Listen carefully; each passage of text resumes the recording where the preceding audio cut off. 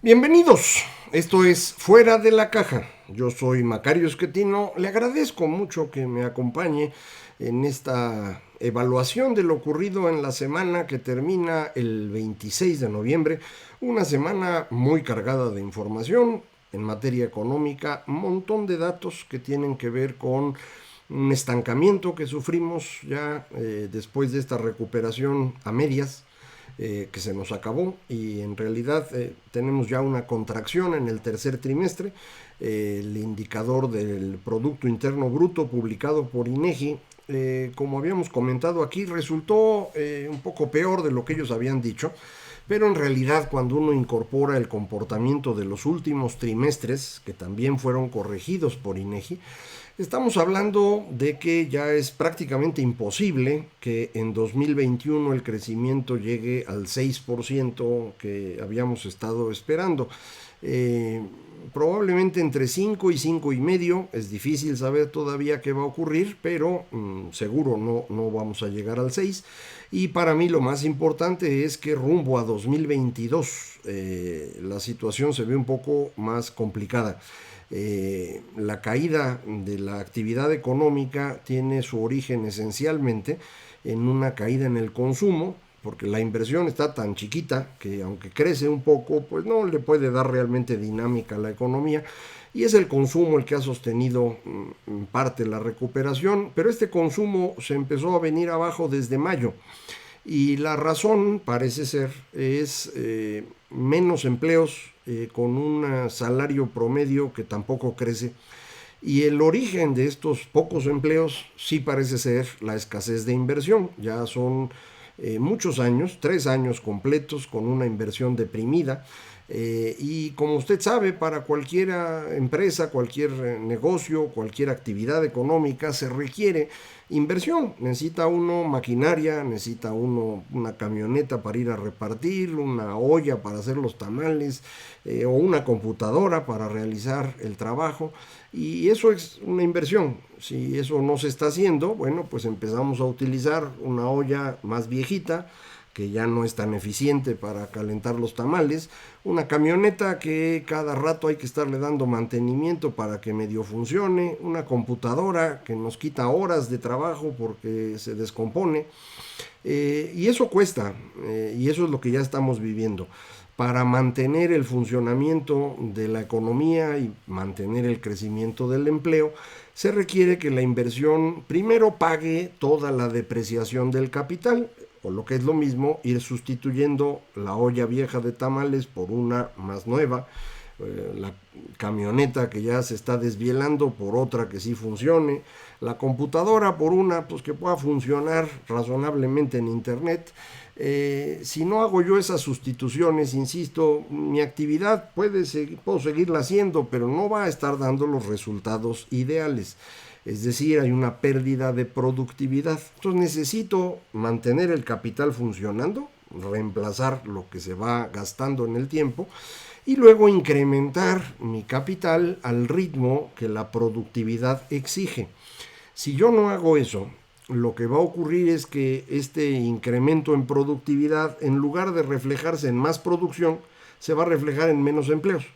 La productividad de cualquier manera va avanzando, pero si yo no tengo el capital necesario para trabajar, bueno, pues produciré menos con menos personas.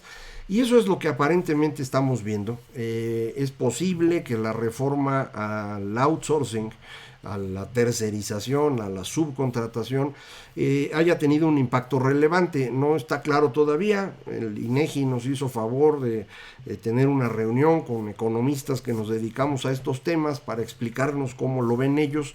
Creo que todavía falta que le trabajen un poco más y nosotros los usuarios también que vayamos tratando de entender mejor el fenómeno, pero en esencia me parece tenemos un problema porque a la hora de quitar este sistema de outsourcing, tercerización o subcontratación, en el que efectivamente había una gran cantidad de abusos, eso no hay duda, pues muchos empleos que se cancelaron ya no fueron contratadas las personas por las empresas originales.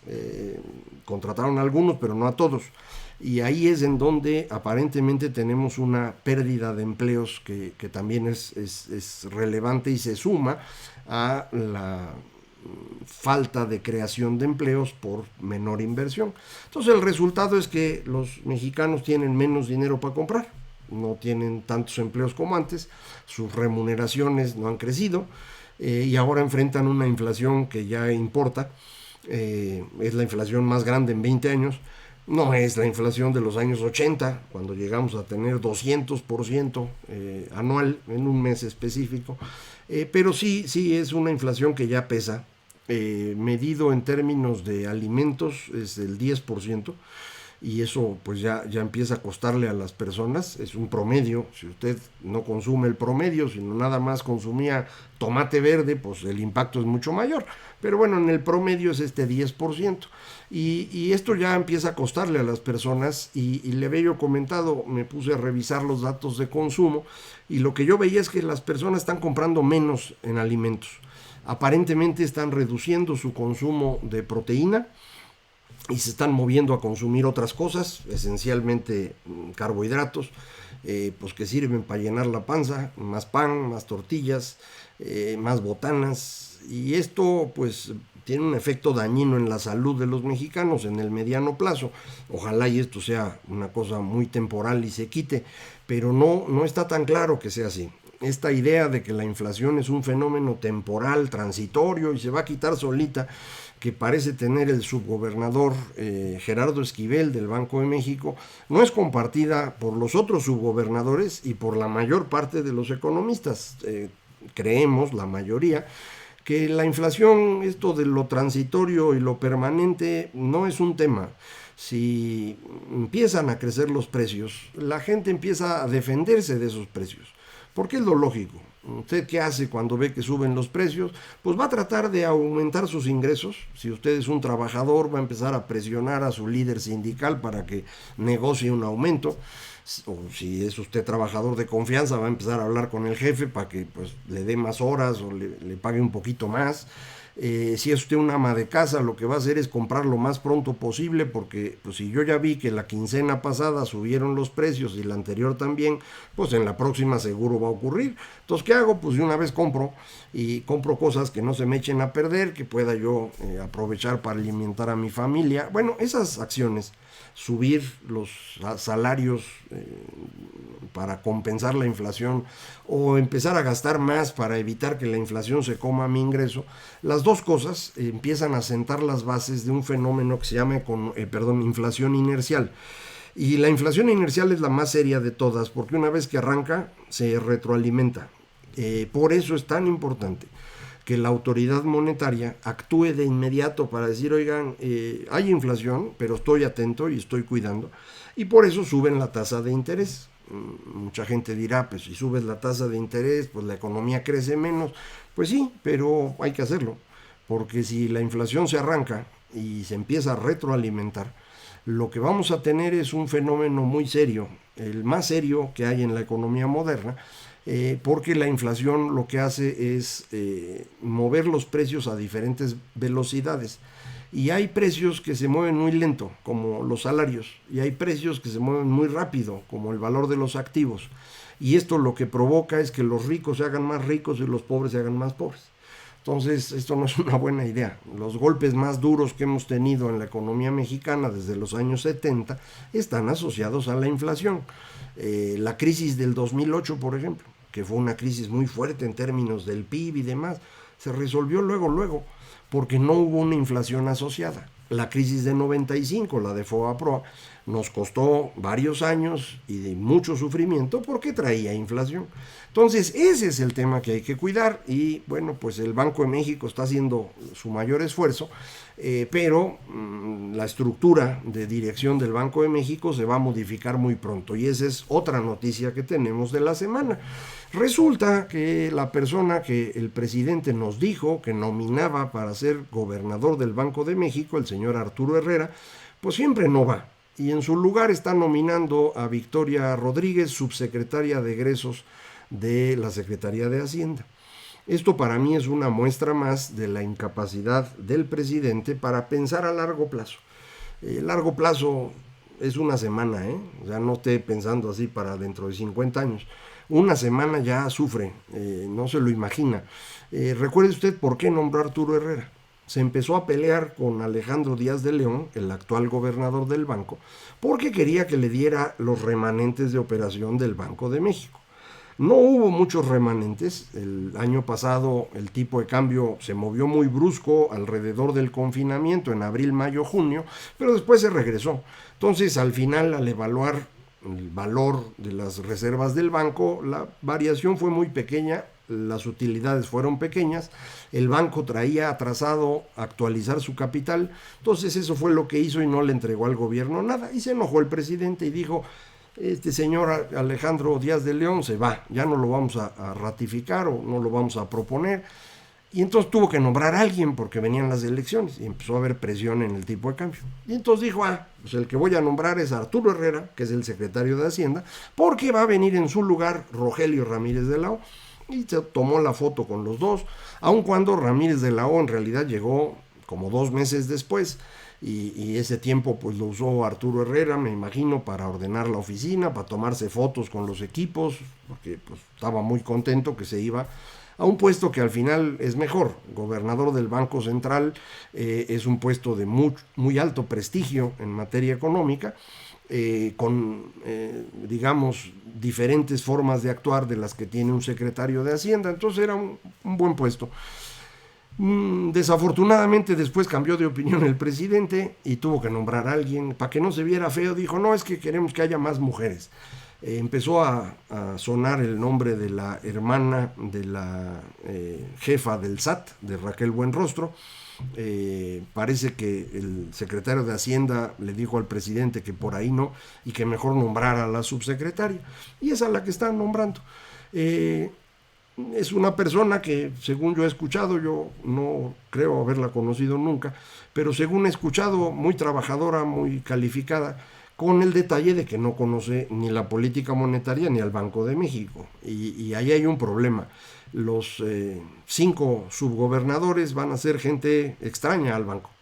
Las 2 subgobernadoras han sido tesoreras. Irene Espinosa y Galia Borja han sido tesoreras de la federación, gente calificada sin duda, pero que no conocía al Banco de México por dentro.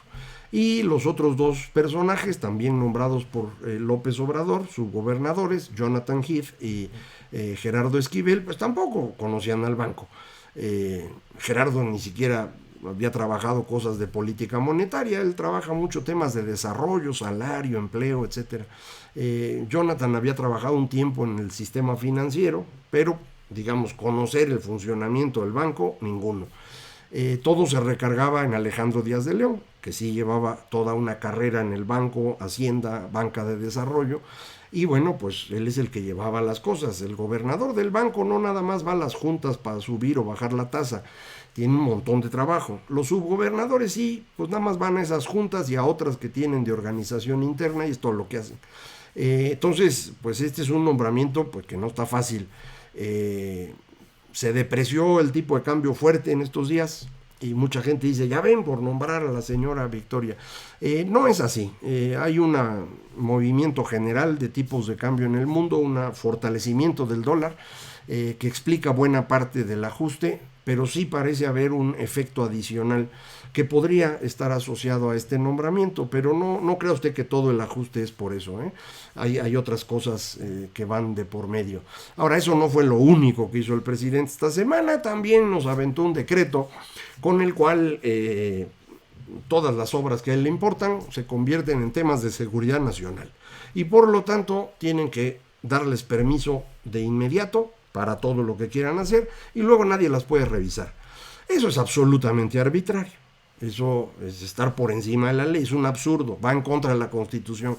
Pues sí, pero es lo que quiere el señor porque pues ya se dio cuenta que no va a terminar nada.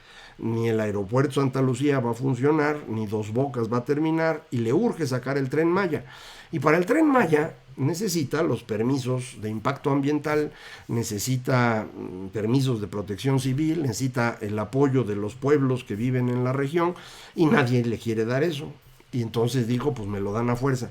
Pero además, como ya empezó a salir que hay corrupción en el aeropuerto de Santa Lucía, pues no quiere que le revisen las cuentas. Esto, pues ya lo hemos platicado, el señor presidente no es honesto.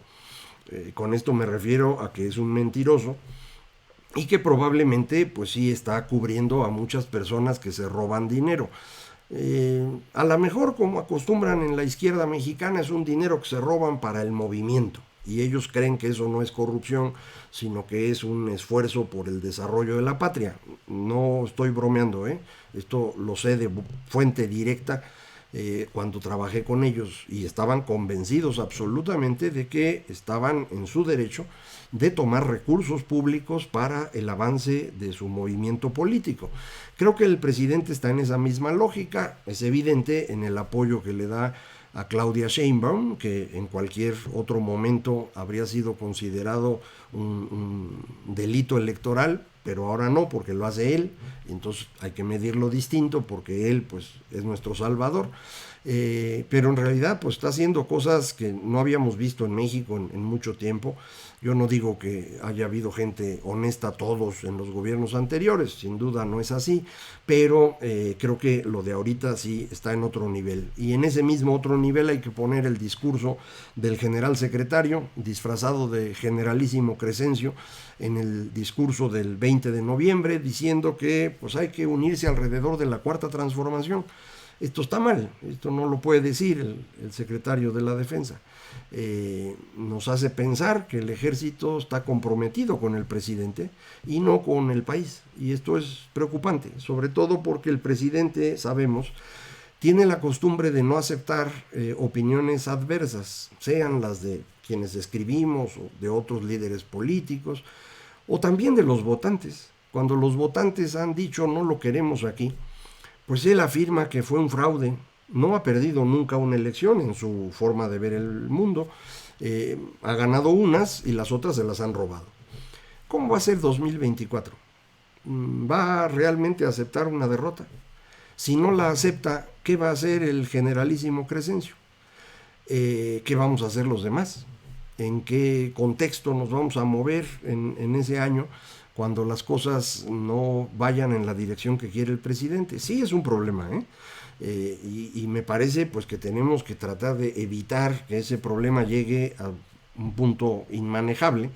La forma más importante que tenemos en el corto plazo es el apoyo al Instituto Nacional Electoral para que continuemos teniendo elecciones en forma, bien hechas, y bueno, quien gane la elección está en su derecho de gobernar. No está en su derecho de destruir instituciones como lo está haciendo el presidente López Obrador, pero sí tiene todo el derecho de modificar políticas públicas. Yo ahí no tengo duda alguna. Aquí el detalle es que algunas políticas públicas se han modificado mal y son dañinas y van a costar, y pues eso hay que asumirlo. Pero hay otras decisiones del presidente que en realidad son de destrucción de instituciones, y eso es la parte que yo creo que no es aceptable. Ya está poniendo en riesgo a las Fuerzas Armadas con esta relación de negocios con los líderes del ejército, que pues aparentemente están juntando una lanita en Santa Lucía, según la evidencia que recopiló Carlos Loret, acerca de empresas fantasma y cosas de esas que ya conocemos de todo tipo de obras del gobierno, nada más que aquí ya involucran al ejército. Y no digo que el ejército antes no haya robado dinero, nada más que ahora es público. Y en ese momento el general lo que hace es decir, pues era público, pero yo estoy con el líder. Eso no es una buena cosa. Entonces, ¿qué tenemos en esta semana? Pues malas noticias. La economía se detiene, las personas no están pudiendo comprar lo que quieren, no les está alcanzando el dinero. Y por el lado del gobierno, las decisiones son cada vez más agresivas en contra del funcionamiento normal de un país democrático. Entonces, pues nos acercamos a un fin de año que no parece muy bueno, pero de cualquier manera el 22 parece que va a estar peor. Entonces, como siempre, aquí vamos a seguir platicando usted y yo acerca de lo que está ocurriendo y tratando de encontrar pues qué debemos hacer. Yo de momento le diría, concentrémonos en apoyar al Instituto Nacional Electoral, promovamos iniciativas ciudadanas para enfrentar esta destrucción institucional, como la que comenté en mi artículo el miércoles y se hizo realidad este sábado, la creación de este frente cívico para ir empezando a juntar opiniones, perspectivas. Todos pensamos diferente, pero creo que podemos estar de acuerdo en defender la democracia y después de eso en tratar de detener el deterioro económico y detener el deterioro en materia de seguridad.